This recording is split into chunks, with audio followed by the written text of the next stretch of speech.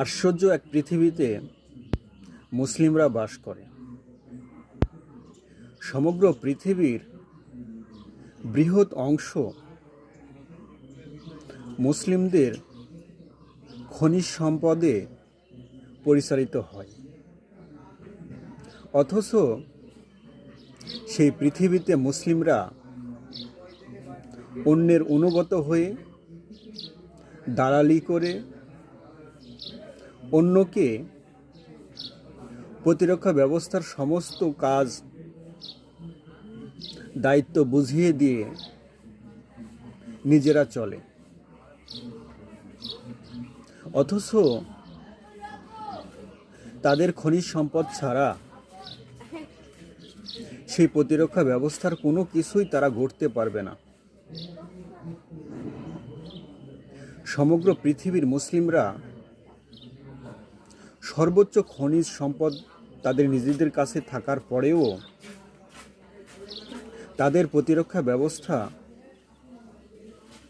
বহন করে অন্য একটি জাতিগোষ্ঠীর মানুষ, রাষ্ট্র। মুসলিমরা চলছে লিয়াজু করে, দালালি করে অন্য ভিন্ন জাতি রাষ্ট্রের উপর নির্ভর করে। আজকে যখন আমেরিকা, ইসরায়েল বনাম ইরান যুদ্ধ হচ্ছে, তখন ইরান যুদ্ধের পাশাপাশি তাদের নিজেদের হরমুজ প্রণালী বন্ধ করে দিয়েছে,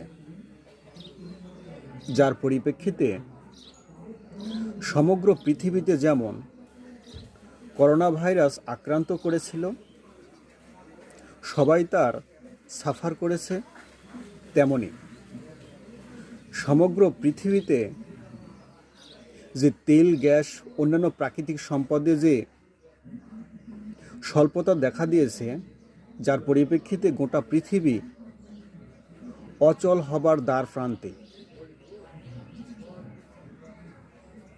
আজকে ইরান বুঝিয়ে দিয়েছে, হরমুজ প্রণালী সহকারে কয়েকটি প্রণালী যদি মধ্যপ্রাচ্যের মুসলিমরা বন্ধ করে দেয়, তাহলে প্রাকৃতিক সম্পদ যা দিয়ে সমগ্র পৃথিবী চলে তার বৃহৎ অংশ বন্ধ হয়ে যাবে এবং সমগ্র পৃথিবী বন্ধ হয়ে যাবে।